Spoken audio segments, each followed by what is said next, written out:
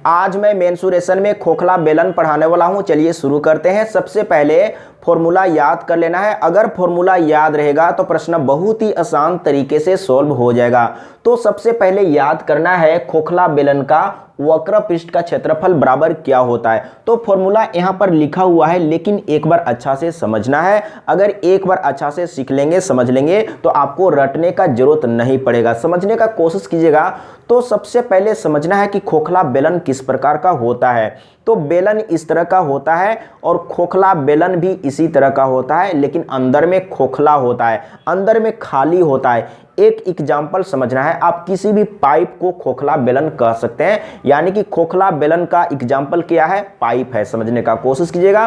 तो खोखला बेलन में अंदर खाली रहता है। बेलन इसी तरह का होता है, लेकिन खोखला बेलन के बारे में पढ़ रहे हैं तो अंदर में खोखला है। तो अंदर में खोखला है तो यहाँ पर कुछ मोटाई होगा। कहने का मतलब है कि खोखला बेलन किसको कहेंगे? पाइप को कहेंगे। तो पाइप का कुछ मोटाई होगा। समझने का कोशिश कीजिएगा। तो मैं इस पार्ट को समझाने का प्रयास कर रहा हूँ, एक बार अच्छा से समझना है। तो खोखला बेलन का कुछ मोटाई होगा, यानी कि पाइप का कुछ मोटाई होगा। समझने का प्रयास कीजिएगा। तो यहाँ पर ये क्या है? अंदर में खोखला है और ये मोटाई है बेलन का, यानी कि खोखला बेलन का, या आप कह सकते हैं पाइप। तो पाइप क्या है? खोखला बेलन ही है। समझने का कोशिश कीजिएगा। तो खोखला बेलन में दो त्रिज्या होता है, एक आंतरिक त्रिज्या होता है और एक बाहरी त्रिज्या। यहाँ पर सेंटर है, यहाँ से लेकर यहाँ तक आंतरिक त्रिज्या है और आंतरिक त्रिज्या को छोटा r लिख रहे हैं। समझने का कोशिश कीजिएगा। यहाँ पर सेंटर है, सेंटर से लेकर बाहर तक, यहाँ तक, ये क्या है? बाहरी त्रिज्या, और बाहरी त्रिज्या को बड़ा R से लिख रहे हैं। समझने का कोशिश कीजिएगा। अब आपको समझना है वक्र पृष्ठ के बारे में। समझने का प्रयास कीजिएगा। ये क्या है? बेलन है, लेकिन हम लोग पढ़ेंगे खोखला बेलन के बारे में। तो ये बेलन है, तो बेलन का वक्र पृष्ठ का क्षेत्रफल कौन सा होता है? समझने का प्रयास कीजिएगा। वक्र पृष्ठ के बारे में अच्छा से समझना है। तो बेलन में दो वृत्त होता है, एक यहाँ पर है और एक यहाँ पर है। तो दो वृत्त को छोड़ के बाकी जो पृष्ठ है उसको क्या कहते हैं? वक्र पृष्ठ कहा जाता है। तो खोखला बेलन में दो होगा, यानी कि बाहर में भी होगा और अंदर में भी होगा, क्योंकि अंदर में खाली है। समझने का कोशिश कीजिएगा। अंदर में खाली है तो अंदर में भी पृष्ठ है और बाहर में भी पृष्ठ है, यानी कि खोखला बेलन में वक्र पृष्ठ कितना है? दो है, एक बाहर में है और एक अंदर में है। समझने का कोशिश कीजिएगा। तो अगर आपको खोखला बेलन का वक्र पृष्ठ का क्षेत्रफल निकालना हो तो आपको क्या करना है? बाहर में जो वक्र पृष्ठ है उसको निकालना होगा और अंदर में जो वक्र पृष्ठ है उसको निकालना होगा और दोनों को जोड़ना होगा। समझने का कोशिश कीजिएगा। तो सबसे पहले बाहर में जो वक्र पृष्ठ है उसको लिखेंगे। तो कैसे लिखेंगे? तो सिंपल में आपको समझना है, बेलन का वक्र पृष्ठ का क्षेत्रफल बराबर क्या होता है? तो 2 पाई r। अब आपको समझना है, बाहर का जब निकालेंगे तो बड़ा R को यूज करेंगे और h दोनों के लिए सेम रहेगा, यानी कि 2 पाई RH। अब अंदर में जो वक्र पृष्ठ है उसका क्षेत्रफल निकालेंगे तो क्या होगा? सिर्फ और सिर्फ बड़ा R के जगह में छोटा r रखेंगे तो क्या हो जाएगा? 2 पाई RH हो जाएगा। अब यहाँ पर देख लीजिए क्या कॉमन है? 2 पाई H कॉमन है, तो अंदर में क्या बचेगा? यानी कि R, बड़ा R प्लस छोटा r। तो देख लीजिए इतना ही यहाँ पर लिखा हुआ है। एक बार अच्छा से सीखना है, समझना है, फिर कभी कोई दिक्कत नहीं होगा। अब आपको समझना है संपूर्ण पृष्ठ का क्षेत्रफल। तो संपूर्ण पृष्ठ का क्षेत्रफल बराबर क्या होगा? समझने का प्रयास कीजिएगा। तो आपको क्या करना है? वक्र पृष्ठ के क्षेत्रफल में समझने का प्रयास कीजिएगा। वक्र पृष्ठ के क्षेत्रफल में अब आपको समझना है, तो खोखला बेलन इस तरीके से है, तो ऊपर में भी एक रिंग है। समझने का कोशिश कीजिएगा। यहाँ पर ध्यान दीजिएगा। जैसे यहाँ पर जो मोटाई है, अगर अंदर में खाली है तो ये क्या है? एक रिंग की तरह है, तो इसका क्षेत्रफल निकालेंगे। तो इस तरह का रिंग ऊपर भी है और नीचे भी है। समझने का प्रयास कीजिएगा। तो ये निकलेगा कैसे? ये जो क्षेत्रफल है, जो मोटाई का क्षेत्रफल है, ये क्षेत्रफल कैसे निकलेगा? तो क्या करेंगे? यानी कि बड़ा वाला R पर क्षेत्रफल निकालेंगे, यानी कि वृत्त का बड़ा वाला R पर वृत्त का क्षेत्रफल निकालेंगे और छोटा वाला R पर वृत्त का क्षेत्रफल निकालेंगे और बड़ा वाला में से छोटा वाला को माइनस कर देंगे। समझने का कोशिश कीजिएगा। बहुत ही आसान है। एक बार अच्छा से सीख लेंगे, समझ लेंगे, फिर कभी कोई दिक्कत नहीं होगा। तो यहाँ पर मैंने क्या बोला? तो ऊपर में भी एक वृत्त है और नीचे में भी एक वृत्त है। तो सबसे पहले बड़ा वाला R पर वृत्त का क्षेत्रफल निकालना है। तो क्या हो जाएगा? वृत्त का क्षेत्रफल बराबर पाई आर स्क्वायर होता है। तो बड़ा वाला आर पर निकालेंगे, समझने का कोशिश कीजिएगा। तो बड़ा वाला आर पर तो कितना है, ऊपर भी है और नीचे भी है, यानी कि 2 वृत्त है तो 2 से गुना कर देंगे तो दोनों का निकल गया। अब छोटा वाला पर निकाल के माइनस कर लेंगे तो क्या हो जाएगा, 2 पाई आर स्क्वायर। तो यहाँ पर छोटा आर रखेंगे, समझने का कोशिश कीजिएगा। यानी कि ये जो क्षेत्र है ऊपर में भी, जैसे यहाँ पर मोटाई है, यहाँ पर जो ये एरिया है और यहाँ पर जो ये एरिया है वो निकल जाएगा। अब क्या करना है, तो वक्र पृष्ठ में इसी को जोड़ देना है, समझने का कोशिश कीजिएगा। अब मैं इसको मिटा लेता हूं, इसका कोई ज़रूरत नहीं है। एक बार अच्छा से सीखना है, समझना है, फिर कभी कोई दिक्कत नहीं होगा। तो यहाँ पर हम लोग को क्या करना है, यानी कि इसमें जोड़ देना है इसको। तो कितना था, 2 पाई बड़ा आर का स्क्वायर और माइनस में 2 पाई छोटा आर का स्क्वायर, समझने का कोशिश कीजिएगा। देखिएगा इसी को कैलकुलेट करेंगे तो संपूर्ण पृष्ठ का क्षेत्रफल आ जाएगा। एक बार अच्छा से सीख लिए तो फिर कभी कोई दिक्कत नहीं होगा। सबसे पहले यहाँ पर आपको समझना है, यहाँ पर क्या हो जाएगा, 2 पाई, यहाँ से भी आप बाहर कर सकते हैं। अंदर में क्या बचेगा, बड़ा आर का स्क्वायर और छोटा आर का स्क्वायर। अब समझने का कोशिश कीजिएगा, यहाँ पर कितना है, 2 पाई h इंटू बड़ा आर प्लस छोटा आर, इतना है। अब समझने का कोशिश कीजिएगा, यहाँ पर क्या है, A square minus B square. तो इसको तोड़ेंगे तो क्या होगा, यानी कि a plus B into A minus B होगा। तो अब आपको समझना है 2 पाई यहाँ पर भी है, 2 पाई यहाँ पर भी है। तो 2 पाई को बाहर कर दिए और इसमें क्या मिल रहा है, यानी कि यहाँ पर बड़ा आर प्लस छोटा आर है तो यहाँ पर भी है, क्योंकि यहाँ पर फॉर्मूला में है। इसको तोड़ेंगे तो क्या होगा, बड़ा आर प्लस छोटा आर इंटू बड़ा आर माइनस छोटा आर होगा। तो यहाँ से भी क्या बाहर करेंगे, यानी कि बड़ा आर प्लस छोटा आर बाहर करेंगे। अब यहाँ से ये टोटल में से क्या बचेगा, यानी कि क्या क्या बाहर निकला है, 2 पाई और ये निकला है। तो यहाँ से h बच जाएगा और यहाँ से क्या बचेगा, यहाँ से क्या निकला है, यानी कि बड़ा आर प्लस छोटा आर निकल चुका है। तो क्या बचेगा, बड़ा आर माइनस छोटा आर बचेगा। एक बार इसको आपको तोड़ लेना है, इसके बाद एक स्टेप अगर आगे बढ़ते तो आपको और ज़्यादा कॉन्सेप्ट क्लियर हो जाता। यहाँ पर भी समझ में आ गया होगा। तो देख लीजिए इतना ही यहाँ पर लिखा हुआ है, 2 पाई बड़ा आर प्लस छोटा आर इंटू एच प्लस बड़ा आर माइनस छोटा आर। इस तरीके से अगर आप सीख लिए, समझ लिए, तो फिर कभी कोई दिक्कत नहीं होगा। अब आपको याद करना है आयतन बराबर, समझने का कोशिश कीजिएगा, बहुत ही आसान है। अगर एक बार अच्छा से सीख लिए, समझ लिए, तो फिर कभी कोई दिक्कत नहीं होगा। तो आपको क्या करना है, यानी कि बड़ा आर पर आपको आयतन निकालना है, समझने का कोशिश कीजिएगा। तो आयतन बराबर क्या होता है, बेलन का आयतन बराबर क्या होता है, पाई आर स्क्वायर एच।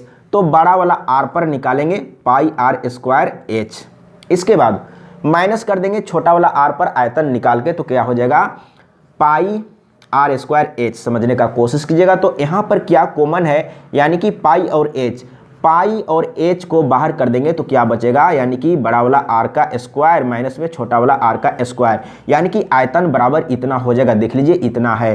तो एक बार आपको समझना है, सीखना है और याद भी करना है, लेकिन सीखे हुए रहेंगे तो कभी भूलेंगे नहीं। अब चलते हैं प्रश्न की ओर। अब प्रश्न फटाफट बनेगा, लेकिन सबसे पहले प्रश्न को अच्छा से समझना होगा।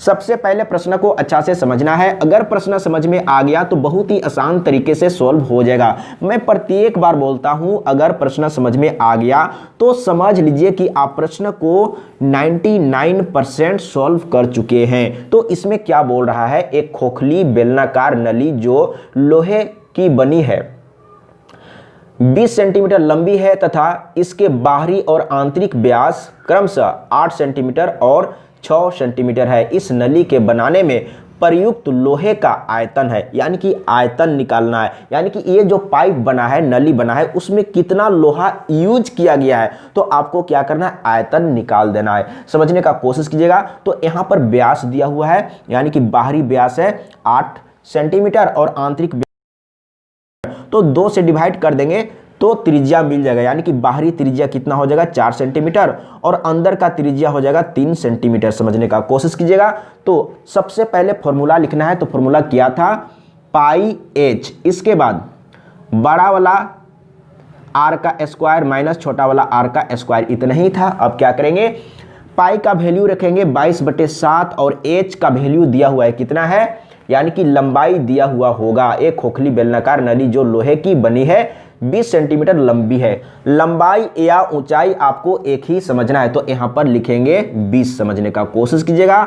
और बड़ा वाला त्रिज्या कितना है, तो 4 है, तो 4 का स्क्वायर, छोटा वाला 3 है तो 3 का स्क्वायर हो जाएगा। अब यहां पर देख लीजिए कितना है, 22/7 गुने यहाँ पर कितना है 20 है, और यहाँ पर कितना हो जाएगा, यानी कि 4 चौके 16 और 3 तिहाई 9, यानी कि 16 में 9 घटाएंगे तो यहाँ पर 7 बचेगा, 7 7 कट जाएगा, इसको गुना कर देंगे, 2 दूना 4, 2 दूना 4 और 1 0, तो देख लीजिए इतना आ गया है। कहाँ पर है, यानी कि 440। 440 कहाँ पर है, ग ऑप्शन सही है। तो सेंटीमीटर है तो क्या हो जाएगा, यानी कि सेंटीमीटर। तो ये क्या है, आयतन है तो सेंटीमीटर क्यूब होगा, यानी कि घन सेंटीमीटर होगा। बहुत ही आसान था। तो इसमें क्या बोला था, आयतन है सेंटीमीटर में, बहुत ही आसान तरीके से आ गया। लेकिन अगर आप सीखे हैं, समझे हैं, फॉर्मूला को याद किए हैं तो बहुत ही आसान तरीके से सॉल्व हो जाएगा। अगला प्रश्न दूसरा नंबर। सबसे पहले प्रश्न को अच्छा से समझ लेना है। लोहे का एक खोखला पाइप 21 सेंटीमीटर लंबा है तथा इसका बाहरी व्यास दिया हुआ है 8 सेंटीमीटर। यदि पाइप की मोटाई 1 सेंटीमीटर है तथा लोहे का भार 8 ग्राम प्रति घन सेंटीमीटर हो तो पाइप का भार होगा। समझने का कोशिश कीजिएगा, बहुत ही आसान है। तो यहाँ पर क्या है, खोखला पाइप है, तो एक चीज आपको समझना है, कौन वाला पार्ट को, ये वाला पार्ट को अच्छा से समझना है। तो यहाँ पर कुछ मोटाई होगा इस तरीके से, तो इसमें क्या होगा, एक आंतरिक त्रिज्या होगा और एक बाहरी त्रिज्या होगा। तो इसमें क्या बोल रहा है, तो इसमें बोल रहा है इसका बाहरी व्यास, यानी कि यहाँ से लेकर यहाँ तक दिया हुआ है, तो बाहरी व्यास दिया हुआ है तो बाहरी त्रिज्या मालूम हो जाएगा। बाहरी व्यास कितना है, यानी कि 8 सेंटीमीटर है, तो बाहरी त्रिज्या कितना हो जाएगा, यानी कि 2 से डिवाइड करेंगे तो 4 आ जाएगा, यानी कि बाहरी त्रिज्या कितना है, 4 सेंटीमीटर है। समझने का कोशिश कीजिएगा। तो आंतरिक त्रिज्या कितना होगा, अब यहां पर आपको अच्छा से समझना है। बोल रहा है पाइप की मोटाई 1 सेंटीमीटर है, यानी कि ये जो मोटाई है 1 सेंटीमीटर है, तो क्या करेंगे, ये टोटल में 1 माइनस कर देंगे तो यहां से यहां तक मिल जाएगा, यानी कि 3। समझने का कोशिश कीजिएगा, बहुत ही आसान है, एक बार अच्छा से समझना है। यानी कि बाहरी त्रिज्या 4 सेंटीमीटर है और आंतरिक त्रिज्या 3 सेंटीमीटर है, एक बार अच्छा से आपको समझना होगा। तो सबसे पहले आपको क्या करना है, आयतन बराबर फॉर्मूला लिख लेना है। तो क्या हो जाएगा, एक बार अच्छा से सीखना है, समझना है। तो हो जाएगा पाई h, इसके बाद बड़ा वाला r का स्क्वायर माइनस छोटा वाला r का स्क्वायर। इतना भी लिखने का जरूरत नहीं है, आपको डायरेक्ट वैल्यू को रखना है। तो क्या हो जाएगा, 22/7 हो जाएगा। और लंबाई यानी कि h कितना दिया हुआ है, 21 सेंटीमीटर, तो यहाँ पर 21 रख देना है। और यहाँ पर क्या करेंगे, तो बड़ा वाला r कितना है, 4 है, तो 4 चौके 16, छोटा वाला r 3 है, तो 3 का स्क्वायर कितना हो जाएगा, 9, यानी कि 16 में 9 घटाएंगे तो कितना आ जाएगा, 7, यानी कि यहाँ पर 7 हो जाएगा। बहुत ही आसान है, समझने का कोशिश कीजिएगा। तो सबसे पहले क्या करेंगे, इसको काट लेते हैं, तो 7 तिया 21 हो जाएगा। अब 3 से इसको गुना कर लेते हैं तो क्या हो जाएगा, यानी कि 3 दूना 6 और 3 दूना 6, इसके बाद 7 से गुना करेंगे तो क्या हो जाएगा, 7 से गुना कर लेते हैं तो क्या हो जाएगा, 7 छक 42 के 2 हो जाएगा, और 7 छक 42 और 4 क्या हो जाएगा, 46। समझने का कोशिश कीजिएगा, बहुत ही आसान था। अब क्या करेंगे, इसमें क्या बोल रहा है, तो आयतन आ चुका है, समझने का कोशिश कीजिएगा। सेंटीमीटर में है तो सेंटीमीटर क्यूब आ चुका है, समझने का प्रयास कीजिएगा। लेकिन यहां पर बोल रहा है भार निकालना है, पाइप का वजन कितना है, तो इसमें बोल रहा है कि 1 घन सेंटीमीटर में कितना भार है, यानी कि 8 ग्राम है। समझने का कोशिश कीजिएगा, 1 घन सेंटीमीटर में 8 ग्राम वजन है, तो इतना घन सेंटीमीटर में कितना होगा, तो 8 से आपको गुना करना होगा। तो इसको क्या करना है, 8 से गुना कर देना है, तो भार ग्राम में मालूम हो जाएगा। समझने का कोशिश कीजिएगा, बहुत ही आसान है। तो 8 से गुना कर लेते हैं, तो 8 दूना 16 के 6, हाथ में 1, 8 छक 48 और 1 49 हो जाएगा, 49 के 9 और हाथ में 4, 8 चौके 32। समझने का कोशिश कीजिएगा, 8 चौके 32 और 4 कितना हो जाएगा, 36, यानी कि 36 हो गया। ये जो आया है ग्राम में आया है, लेकिन आपको बताना है किलोग्राम में, तो 1000 से डिवाइड करना होगा। तो 1000 से डिवाइड करेंगे तो यहाँ पर देख लीजिए 1 और 3 जीरो है, तो 3 अंक के बाद पॉइंट बैठा देना, यानी कि यहाँ पर पॉइंट बैठाएंगे तो क्या हो जाएगा, 696, यानी कि इतना हो जाएगा। देख लीजिए कहाँ पर है, यानी कि ये जो आया है केजी में आया है, तो कहाँ पर है, यानी कि पहला नंबर ऑप्शन सही है, 3.6 9 6, बहुत ही आसान था। तो इस तरीके से आपको एग्जाम में सॉल्व करना है। अगला प्रश्न तीसरा नंबर, सबसे पहले प्रश्न को अच्छा से समझ लेना है। अगर प्रश्न समझ में आ गया तो बहुत ही आसान तरीके से सॉल्व हो जाएगा। तो तीसरा नंबर प्रश्न में क्या बोल रहा है, दोनों सिरों से खुली एक बेलनाकार नली धातु की बनी है। इस नली का आंतरिक व्यास दिया हुआ है तथा इसकी लंबाई 21 सेंटीमीटर है। धातु प्रत्येक स्थान पर 0.4 सेंटीमीटर मोटी है। धातु का आयतन है, समझने का कोशिश कीजिएगा। आयतन निकालना है तो सबसे पहले फॉर्मूला लिख लीजिए, क्या हो जाएगा, आयतन बराबर हो जाएगा पाई एच, समझने का कोशिश कीजिएगा, इनटू में बड़ा आर का स्क्वायर माइनस छोटा आर का स्क्वायर, समझने का कोशिश कीजिएगा। सबसे पहले आपको मालूम करना है कि बड़ा आर और छोटा आर कितना दिया हुआ है, समझने का प्रयास कीजिएगा। तो इसमें क्या दिया हुआ है, इस नली का आंतरिक व्यास, यानी कि आंतरिक व्यास कितना दिया हुआ है, व्यास दिया हुआ इतना, तो 2 से डिवाइड करेंगे तो त्रिज्या मालूम हो जाएगा, यानी कि आंतरिक त्रिज्या, समझने का कोशिश कीजिएगा। तो क्या हो जाएगा, 2 5 10, एक बच गया है, तो एक बच गया है तो कितना हो जाएगा 12, यानी कि 2 6 12 इतना, और एक अंक के बाद पॉइंट है तो यहाँ पर पॉइंट रहेगा, यानी कि ये जो आया है ये क्या है, यानी कि आंतरिक त्रिज्या है। अब आपको बाहरी त्रिज्या निकालना है, तो मोटाई कितना है, मोटाई दिया हुआ है, समझने का कोशिश कीजिएगा। धातु प्रत्येक स्थान पर 4 सेंटीमीटर मोटी है, तो आंतरिक त्रिज्या में इसको जोड़ देंगे तो बाहरी त्रिज्या मिल जाएगा, समझने का कोशिश कीजिएगा। तो इसमें आपको कितना जोड़ना है, यानी कि 0.4 जोड़ना है, तो जोड़ देते हैं तो कितना हो जाएगा, 6 4 10 के 0, हाथ में 1 और यहाँ पर कितना है 5 और 1 6, यानी कि इतना पॉइंट यहाँ पर देना होगा, यानी कि बाहरी त्रिज्या कितना है 6 है, समझने का प्रयास कीजिएगा, बहुत ही आसान है। अब यहाँ पर 22/7 रखेंगे और h कितना है, यानी कि लंबाई कितना दिया हुआ है, तो लंबाई दिया हुआ है 21 सेंटीमीटर, तो यहाँ पर 21 रखेंगे, और बड़ा वाला r कितना है, यानी कि 6 है, तो यहाँ पर 6 का स्क्वायर करेंगे, और यहाँ पर छोटा वाला r इतना है, समझने का कोशिश कीजिएगा। तो छोटा वाला r कितना है, यानी कि 5.6 का स्क्वायर करेंगे, समझने का कोशिश कीजिएगा, बहुत ही आसान है। अब यहाँ पर माइनस करके लिखेंगे, समझने का कोशिश कीजिएगा। तो यहाँ पर 7 या 21 तो हो जाएगा, 22 गुने 3 है। अब यहाँ पर आपको समझना है कि इसका वैल्यू कितना आएगा, तो 6 का स्क्वायर कितना हो जाएगा, 6 6 36 हो जाएगा, समझने का कोशिश कीजिएगा। और इसका स्क्वायर कितना होगा, समझने का प्रयास कीजिएगा। तो इसको आपको डायरेक्ट लेके चलना है 56। अब आपको समझना है, मैं एक ट्रिक बताया था, तो चलिए ट्रिक को यूज कर लेते हैं। तो सबसे पहले आपको समझना है कि 56 किसके करीब में है, यानी कि 60 के करीब में है, समझने का प्रयास कीजिएगा। तो 60 से कितना कम है या कितना ज़्यादा है ये आपको समझना है। तो 60 से 4 कम है, तो 4 इसमें आपको माइनस करना होगा, तो 4 माइनस कर लेंगे तो कितना हो जाएगा, यानी कि यहाँ पर 2 और यहाँ पर 5, समझने का कोशिश कीजिएगा। और 60 के करीब में है तो 6 से आपको गुना करना है, और कितना कम था, 4 कम था, तो 4 चौके 16 आपको इधर कर लेना है, समझने का कोशिश कीजिएगा। तो 6 दूना 12 के 2 हो जाएगा, 6 दूना 12 के 2, हाथ में 1, 6 5 30 और 1 31 हो जाएगा। और क्या करेंगे, इसको इसमें जोड़ लेंगे तो कितना हो जाएगा, यानी कि यहाँ पर 12 है तो 13 हो जाएगा, यानी कि इतना हो जाएगा। और ये 6 को डायरेक्ट यहाँ पर रख देंगे। अब समझना है आपको, यानी कि अब यहाँ पर इसका स्क्वायर करेंगे तो इसका मतलब क्या हुआ, यानी कि इतना गुने इतना, समझने का प्रयास कीजिएगा। तो यहाँ पर यानी कि यहाँ पर भी 1 अंक के बाद पॉइंट है, यहाँ पर भी 1 अंक के बाद पॉइंट है, तो आपको 2 अंक के बाद पॉइंट देना होगा, समझने का कोशिश कीजिएगा। अब आपको समझना है कि इसका स्क्वायर इतना है और इसमें इसको माइनस कर रहे हैं, तो कितना माइनस करेंगे, यानी कि 31.36, समझने का कोशिश कीजिएगा। अब यहाँ पर कुछ नहीं तो इधर में 0 0 ले सकते हैं, तो यहाँ पर देख लीजिए 1 दाएं 10, 1 दाएं 10, यानी कि 10 में से 6 घटाएंगे तो 4, और यहाँ पर 9 है तो 9 में से 3 तो 6 बचेगा, यानी कि 9 में से 3 घटाएंगे तो 6 बचेगा, और यहाँ पर पॉइंट रहेगा। और यहाँ से हम लोग 1 ले चुके हैं तो यहाँ पर कितना हो जाएगा, यानी कि 5, तो 5 में से 1 घटाएंगे तो यहाँ पर 4, यानी कि यहाँ पर कितना आ रहा है, 4 पॉइंट इतना आ रहा है, समझने का प्रयास कीजिएगा। बहुत ही आसान है, एक बार अच्छा से सीखना है, समझना है, फिर कभी कोई दिक्कत नहीं होगा। अब इसको कैलकुलेट कर लेंगे, आंसर आ जाएगा। तो देख लीजिए सबसे पहले क्या करेंगे, तो सबसे पहले गुना कर लेते हैं, यानी कि 2 3 6, 2 3 6। अब इसको गुना करेंगे तो इसको तो आपको गुना करना पड़ेगा।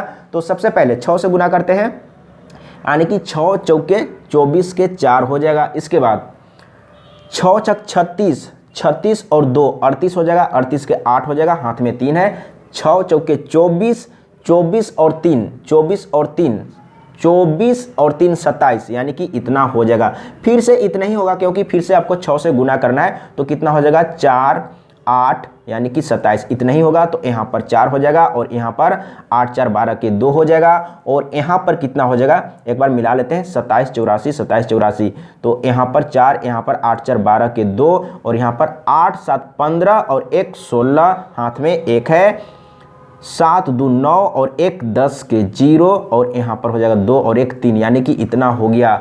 अब क्या करेंगे, तो 2 अंक के बाद पॉइंट देंगे, यानी कि यहाँ पर तो कितना है, यानी कि 306, और पॉइंट में इतना है। तो देख लीजिए कहाँ पर है, यानी कि 306.24 306.24। देखिए अगर आप कैलकुलेशन आपका सही रहेगा तो मिस्टेक होने का चांस नहीं है। देखिए कितना थोड़ा सा मुश्किल लग रहा था कि यहाँ पर पॉइंट में आ गया, लेकिन अगर आप एक बार सीखे रहेंगे, समझे रहेंगे, कॉन्फिडेंस रहेगा, तो बहुत ही आसान तरीके से आप सॉल्व कर सकते हैं। अगर कहीं पर समझने में प्रॉब्लम हुआ है तो कमेंट में लिख के बताइएगा, मैं फिर से समझाने का प्रयास करूंगा।